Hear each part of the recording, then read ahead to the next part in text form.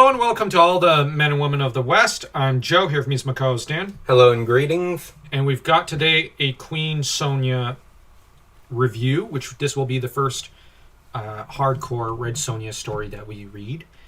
And the only reason I've decided that we should start with the Queen Sonja run is invariably, almost every reviewer I see of this, which is not many, I've seen, I think, one or two, and every time I'm over on Reddit or on Twitter or something, people always talk glowingly of this run. So I figured, let's check it out for ourselves. Yeah, and you know what? People seem to like it when we do Red Sonja content. I'm not familiar with Red Sonja as much as I am Conan, or Kull, or Solomon Kane in terms of the Hyborian Age, or Arthurian Age stuff. And the thing is, for our fanfic videos, we do intend to, at some point, include Red Sonja. Because why not? And the only way to actually get her character right is to actually read a little bit more of her and, and as much as I'm not... Basically, the idea to cure us of our or at least on my end, my I don't want to say disdain, but slight dislike for the character and my inability to properly understand why people even like the character other than the whole bikini thing, I figured just read it. Read it, review it, and who knows? Maybe like how we previously looked down on Howard, only to then turn into raving fanboys of his, maybe the best cure is just to read. So, this run is by Joshua Ortega with the special thanks going to Arthur Lieberman, who's from the Red Sonja LLC, and the executive editor for this run was Luke Lieberman, I think some relation of Arthur Lieberman, and the art team is obviously really good.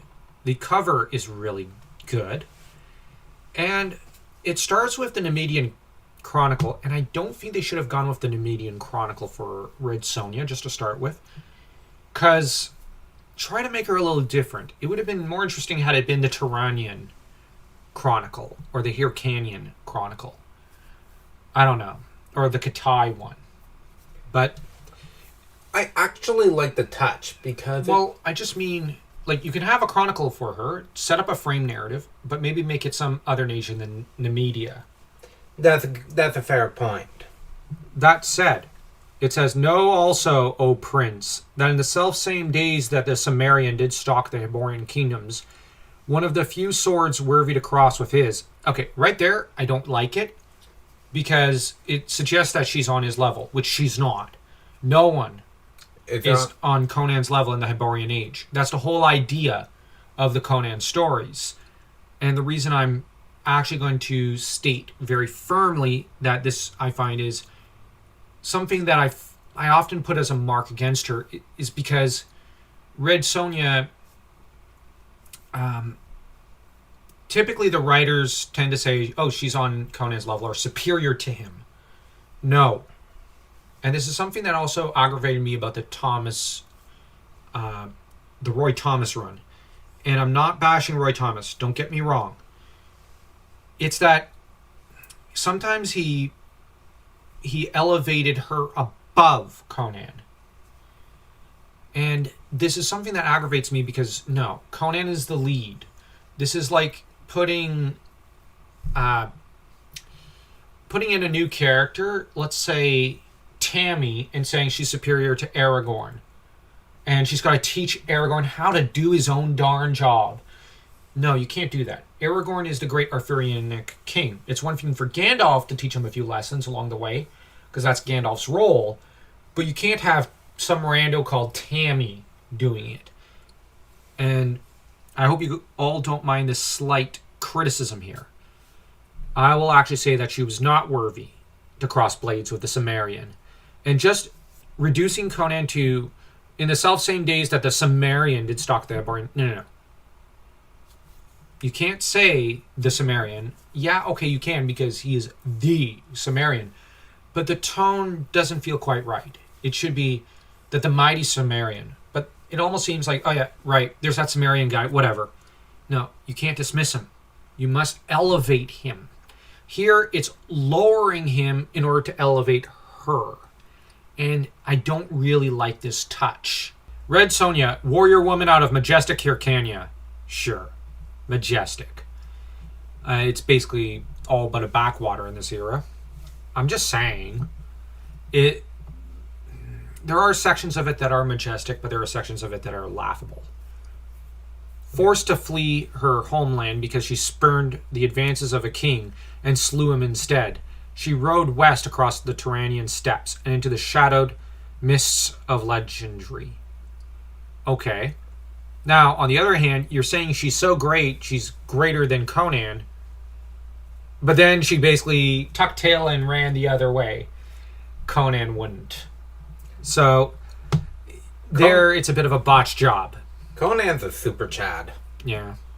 For a time, O Prince, after the destruction of the evil Kulan Gath, the world was a different place, and time ripped asunder.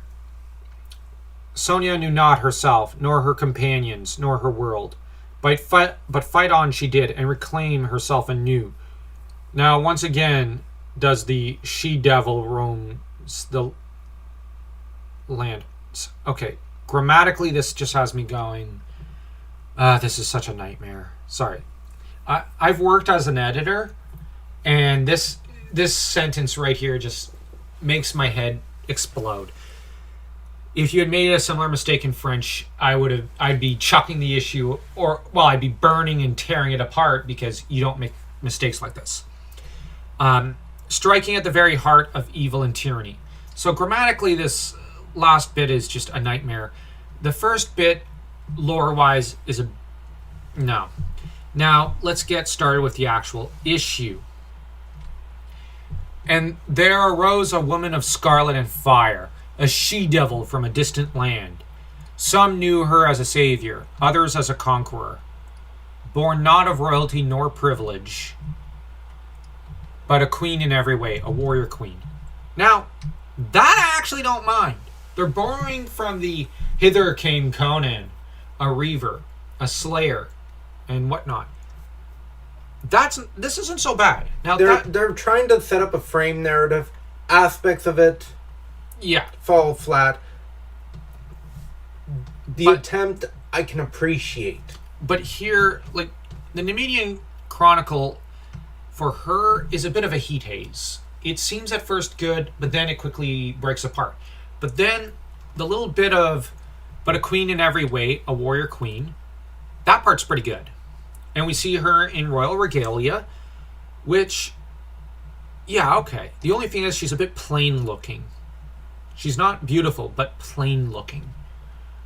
Which, that's an interesting touch. But you get, we then move to Iceni, capital of Sogaria, where actually it looks pretty good. It reminds me a little of a mix of, weirdly, the Arche de Victoire from Paris, but also Korea or Mongolia in a way. I actually kind of like that. We then get the palace of Queen Sonja, and where one of her warrior maidens, her shield maidens, is reporting. The commander of the Hyborian army is cutting... One second. Just have to read the issue. Is cutting a swath towards Iceni. He's leaving nothing in his wake. Burnt forests and villages, desecrated holy sites. Even the Druid lands have not been spared. Okay, for one thing, Druid lands in the Far East.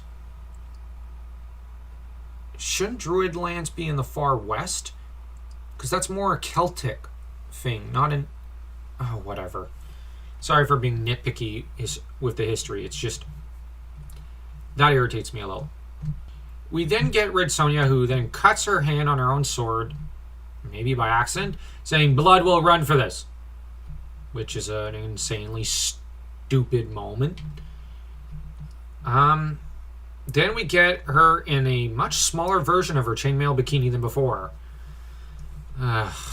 Sorry if I'm just sighing. It's like her. How does this thing even covering her? Her nighttime negligee. Yeah.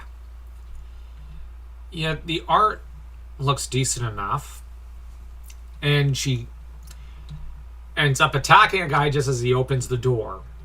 So obviously, she cuts his face off, which is pretty gory, and says, "Welcome to the light," which is such a... Yeah, I don't really care for this moment. The art, I'm going to be honest, for almost everything is really good, but for her, I just can't help but find it doesn't really suit her. And of course, we have to get the obligated bathing scene because, we got to excite people. And as the combat scene was kind of and over before it began, we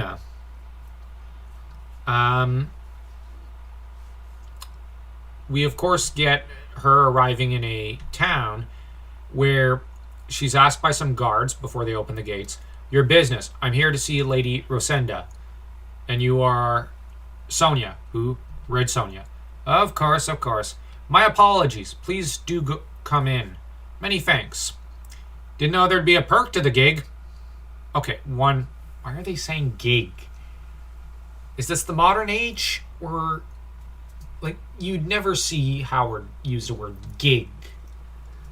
But he said, "Indeed, though I'm not sure the gods have anything to do with it." Of course, you have to have your obligatory atheist, which... Why not? I say obligatory because it seems to be a fixture in a lot of today's fiction. And of course, Red Sonja discusses her gig, so to speak, with this female would-be employer. And she races off to go chase down some folk and ends up cutting apart some bandits. Which, turns out one of them is actually her later guard, I think, who says, "Wait, please, I can explain everything." "You sure?" Now, the issue ends with a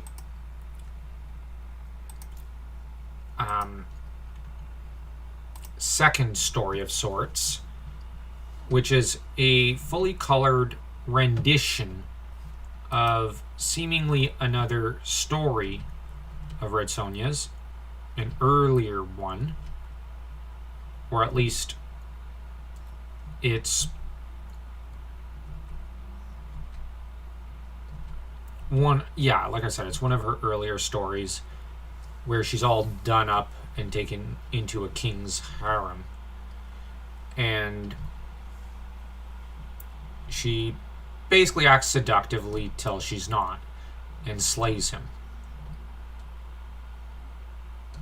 right before she breaks out. Which, it's a good story, I guess. The art is actually, I find, better than the actual Queen Sonja art. I'm just saying. And because it's so important, because Red Sonja, she actually looks better, ironically, with her hair all done up in the slave girl outfit. But I'm not going to show you that art because, you know what, pick up the issue, check it out yourself. But the actual Queen Sonja story, delving into the past, I get the feeling that we're actually witnessing a flashback story where it's about how she claims a throne, which, sure, why not? And to an extent, I don't mind them doing a prologue to that. I do, however, this might sound weird, I would actually like to see her fight as a monarch and actually have a supporting cast. Because the thing about the Red Sonja stories, that the main reason why they don't attract me is you essentially have every guy drooling over her. You have her running around only to screw up and end up a pauper. And her story just never goes anywhere because there isn't a story. It's basically hot babe in bikini. Wash, rinse, repeat in an endless cycle because status quo is king. And this is why I don't like most comic books, is status quo is king. In bande dessinée and even most manga, this is not the case. This is why they are superior. And I say that because it's the truth. The Dark Horse Conan run is king in my opinion because there isn't a status quo. It's trying to connect together the various Conan's short stories with in-between stories to connect them. And this is actually a good idea. This is not trying to outdo Howard, which it's impossible. It's like trying to outdo Tolkien. You can't. You're just trying to thread together the existing narratives. And this is a good thing. With Red Sonja, I just think that if with Cull, they were able to do Cull the Conqueror, Hollywood I mean, and Kevin Sorbo. I place him there more as his own factor because he is his own factor. He's never really been a Hollywood type of guy. There's a reason he got canceled pretty much in the 90s. Let's just call it what it is. But on the other hand, that was also him getting a little obnoxiously anti-Hollywood in the 90s. I think following in the footsteps of Clint Eastwood to an extent. Although perhaps less obnoxious than Clint Eastwood.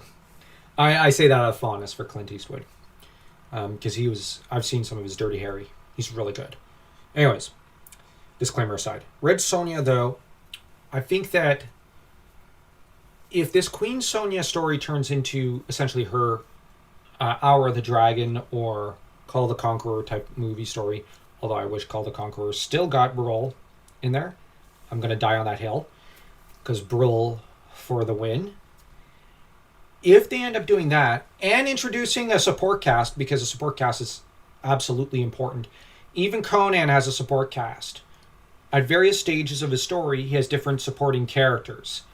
It's just most never really survive long term because the whole idea of Conan is he's the only survivor. Although that said, as the king, he's got Prospero, he's got Entracaro, and you've got, of course, Zenobia, and you have Scipio. The thing is, Conan does have an active support cast of characters, and Red Sonja needs one.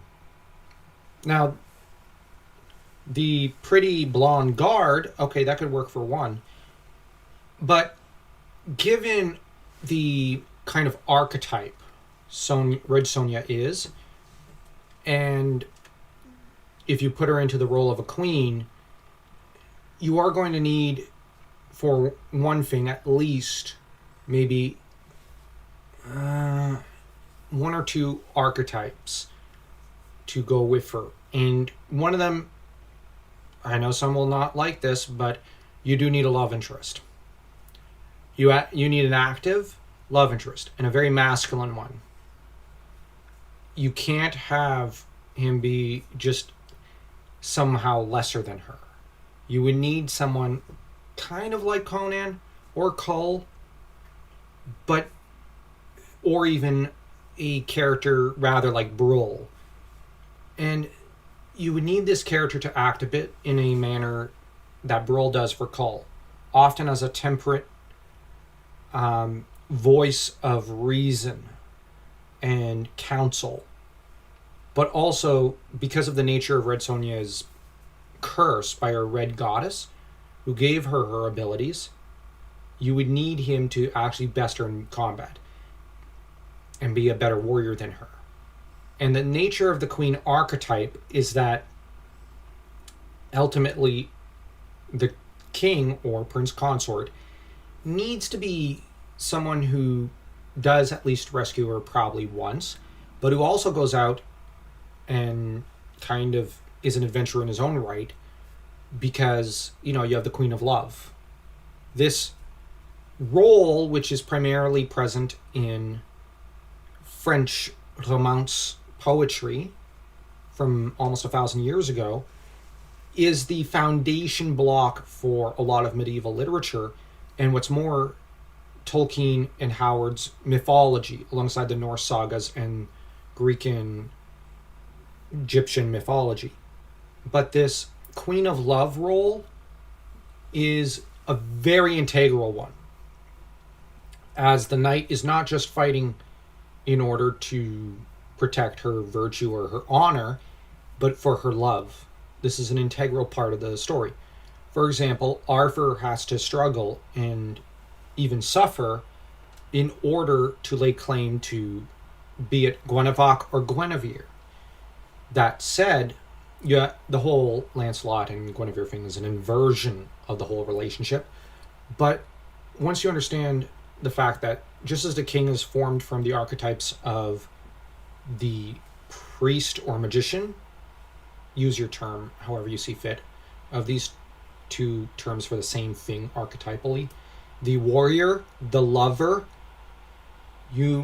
so too is the queen formed from the roles of, for example, the mother-daughter lover thing, but also warrior, lover, and to an extent also female magician of sorts, and which one could say is more in the case of a queen, probably more, or a female archetype, probably more Queen of Love.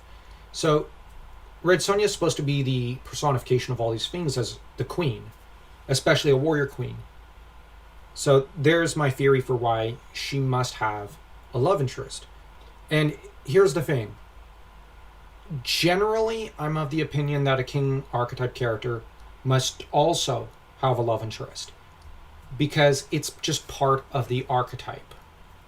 And so this is something that, like, for example, Conan, the minute you get into his king stories, now, okay, you've got maybe 2 or 3 of them out there, but it's why the stories don't feel quite as complete without Zenobia there. He needs Zenobia because she's the queen archetype. She's the other half that is Conan.